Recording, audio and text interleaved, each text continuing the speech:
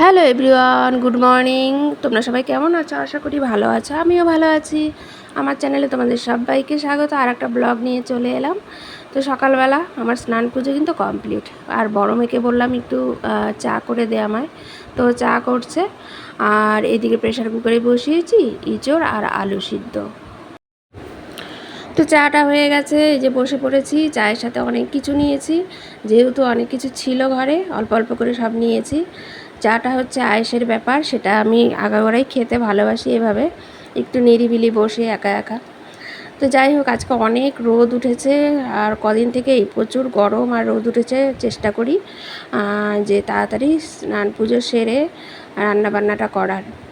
আর এইদিকে এঁচোড় আলু সিদ্ধ করেছি। এঁচোড়টা একদমই ছোট ছিল, অল্প হয়েছে। তো ভাবলাম একটু সয়াবিন সিদ্ধ করে এর মধ্যে অ্যাড করে দিয়ে তরকারি করব। তাহলে কি রাতেও থেকে যাবে, এই গরমে বারবার রান্না করতে ইচ্ছা করে না। তো দেখো সিদ্ধ হয়ে গেছে। আর একটু তেল দিয়েছিলাম, তাহলে কি প্রেশার কুকারে সিদ্ধ করার সময় এঁচোড়টা আঠাগুলো লাগে না। এদিকে ভাতটাও আমি বসিয়ে দিয়েছি, দেখতেই পাচ্ছ একবারে হয়ে যাবে। তো আজকেও একই তরকারি করব। আর এদিকে মশলাপাতি কেটে নিয়েছি, যা যা লাগে আদা রসুন আর হচ্ছে কাঁচা লঙ্কা পেস্ট করে নেব মিক্সিতে। ভাতটা ফুটে উঠেছে। আর এই দেখো সয়াবিনটাও কিন্তু সিদ্ধ হয়ে গেছে। ভালো করে ধুয়ে চিপে নিচ্ছি সয়াবিনটা। তো আলাদা আলাদা করে ভেজে নেব। এঁচোড়টা আলাদাভাবে ভেজে নেব, আর সয়াবিনটাও আলাদা করে ভেজে নেব। এদিকে দেখলাম ভাতটাও হয়ে গেছে, ভাতটা নামিয়ে ফেলতে হবে। তো কড়াতে তেল দিয়ে এঁচোড়টা ভালো করে নুন হলুদ দিয়ে ভেজে নেব, কারণ আলাদা করে ভেজে নিলে একটু তরকারিটা টেস্ট হয় বেশি। আর ভাজা হয়ে গেলে তারপরে সয়াবিনটাও ভেজে নেব নুন হলুদ দিয়ে। দেখো এঁচোড়টা ভেজে আমি উঠে রেখে দিলাম। আর এদিকে সয়াবিনটাও ভেজে নিচ্ছি। ভালো করে ভেজে নিলে তরকারিটা ভালো হয় আর কি। আর সয়াবিন কাঁচা, মানে কাঁচা বলতে সিদ্ধ সয়াবিন দিয়েও একবারে তরকারি করা যায়, সেটারও টেস্ট অন্যরকম হয়। তো দেখো ভাজা হয়ে গেছে। আর মিক্সিতে কিন্তু আমি পেস্টটাও হয়ে গেছে মশলা। তো তেলের মধ্যে জিরে ফোড়ন দিয়ে দিয়েছি, তারপর পেঁয়াজ কুচি দিয়ে দিলাম। পেঁয়াজটা একটু লাল লাল করে ভাজা হবে, তারপর মশলাটা দিয়ে দেবো, যত মশলা আছে আর কি। আর একটু ধনে গুঁড়ো দিয়েছি, এর মধ্যে জিরে গুঁড়ো দিয়েছি, একবারে সব পেস্ট করে নিয়েছি।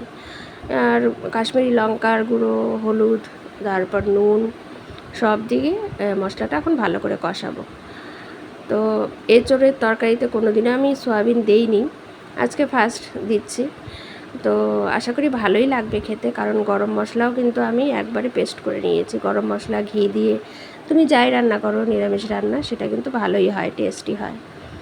তো দেখো একবারে কষিয়ে নিলাম, তারপর আলু সিদ্ধগুলো দিয়ে দিলাম। আলুটা আর আলাদা করে ভাজিনি, যেহেতু সিদ্ধ আছে আলু, তার জন্য আর ভাজলাম না। তো নুন টুন সব ঠিকঠাক আছে, এখন ভালো করে কষাতে হবে, যেহেতু এক তরকারি দিয়ে খাওয়া এই গরমে।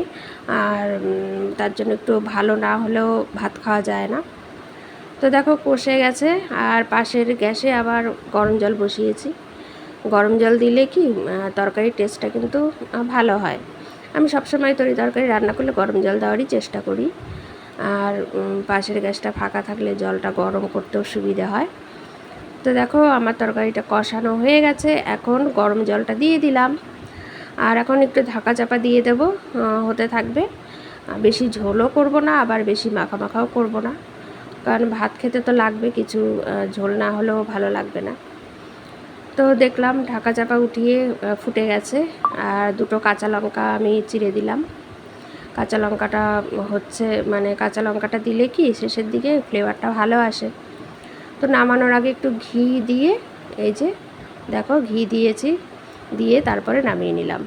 তরকারিটা কেমন হয়েছে একটু কমেন্ট করে জানাবে। এরকম তরকারি কিন্তু ভালোই লাগে খেতে। আর সত্যি কথা বলতে খুবই টেস্ট হয়েছিল, খেয়েছি তো খুবই ভালো লেগেছে, আর মেয়েদেরও খুব ভালো লেগেছে। এদিকে রান্নাবান্না কমপ্লিট, গ্যাস ট্যাস মুছে একদম বাসন টাসন মেজে যা ছিল, দেখো রান্নাঘরের তাক একদম পরিষ্কার করে ফেলেছি।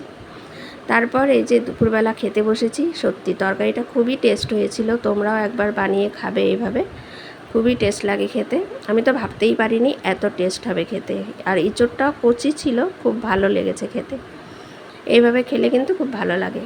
আর সবসময় সোয়াবিন আলু সিদ্ধ করে তরকারি করলে ভালোই লাগে খেতে। তো চলো আজকের ব্লগটা এত